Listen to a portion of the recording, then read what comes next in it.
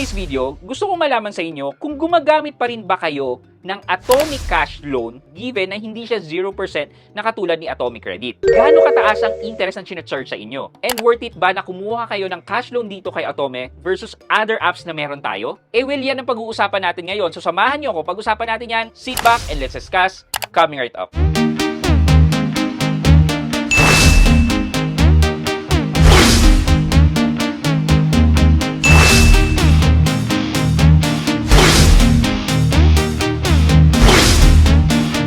Hi guys, this is Pat and you're in Pat Quintos Review TV. So if you're new to my channel, I do reviews about personal finance na meron akong experience or meron na akong knowledge na ginawa ko na yan ng videos and playlists na makita nyo dito sa taas.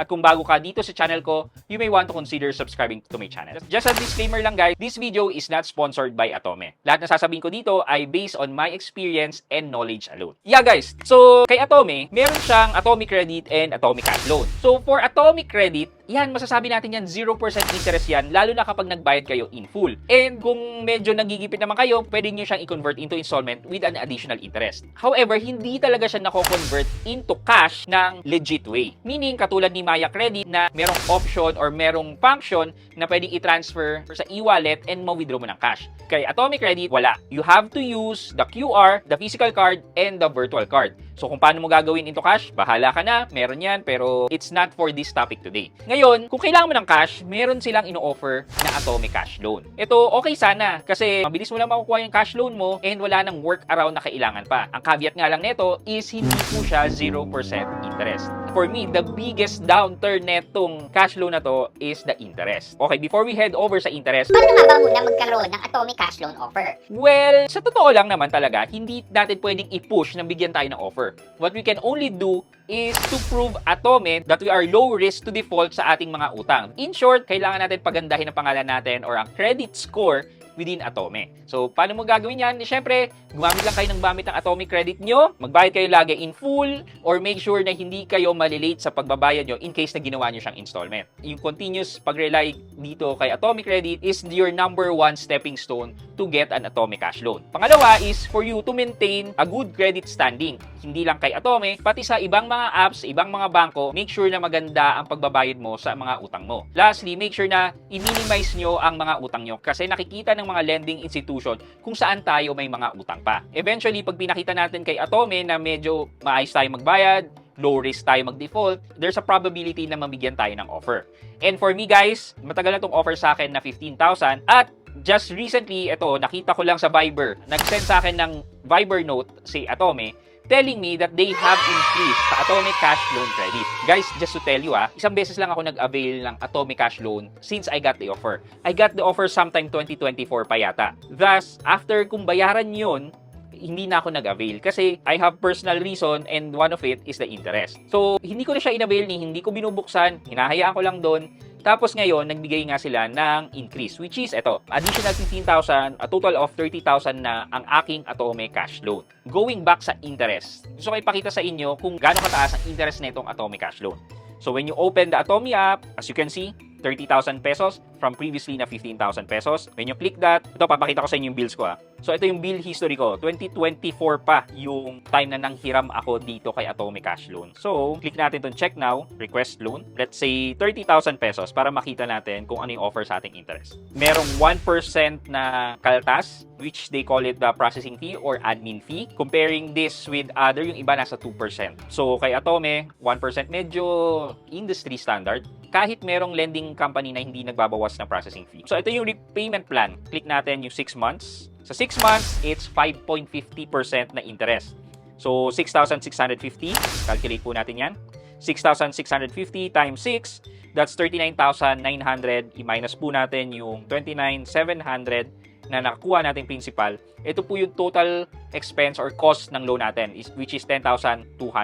I-divide po natin yan by the principal na 30,000. That's 34% sa loob na 6 months divided by 6. That's 5.67% na effective monthly interest rate niya. Kung kunin natin yung per annum times 12, yan, nasa 68% per annum. Again, medyo mataas po siya, but comparing nga with other cash loan service na legit, within that range naman. Pero kung tatanungin niyo po ako, ano mas pipiliin ko? Kung itong mga legit online lending apps which is ito, or itong Atomic Cash Loan at kagipitan na talaga, I will pick the lesser evil, or rather the lesser interest, which in this case, Atome has lesser interest na charge. Thus, masabi ko na much better pa rin itong Atome Cash Loan versus online lending app. But, if you have an Atome credit, you can use it through QR, through the physical card, or even the virtual card. Why not yan ang gamitin nyo? Thus, 0% interest pa siya. Lastly, tingnan na lang natin itong 9 months na payment terms nila. So, dito, mas mababa ang interest, 4.5. So, the longer the payment term, lumiliit yung interest rate.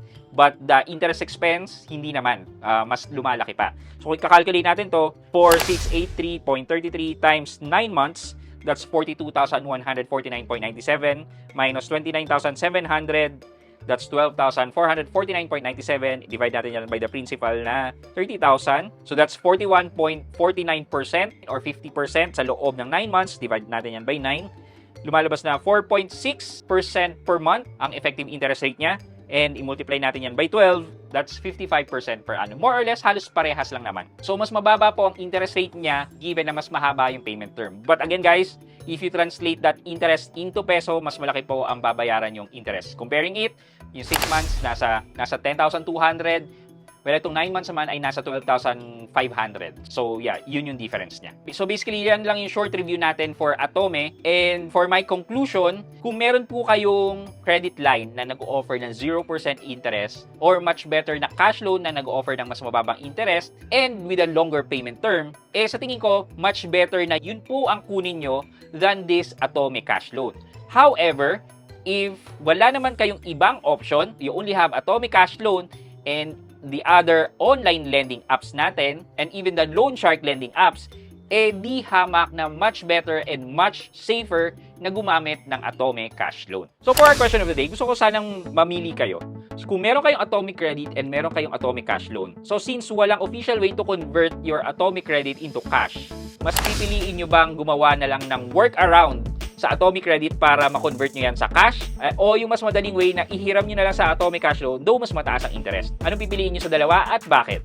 Let me know sa comment section sa baba for your chance to win 1,000 pesos sa ating weekly Gcash giveaway. Yun lamang po for today's video, but before we end this video, mag-shoutout po muna tayo. At shoutout kay Mary Antoinette Flores at Mary Antoinette Flores 3386. Sabi po niya, always watching. Mas okay ang joint account for married couples for the expenses of the family, but both partners have their own personal account aside from the joint account. Yan, kay Miss Mary Antoinette Flores. Thank you po for always watching and supporting my videos. Maraming salamat po. I hope you like this video, leave a thumbs up, and if not, wala nang problema dyan, but continue to support me by subscribing to my channel by clicking the subscribe button and also the bell button sa tabing subscribe para makareceive ka ng latest notification sa lahat ng upload ko.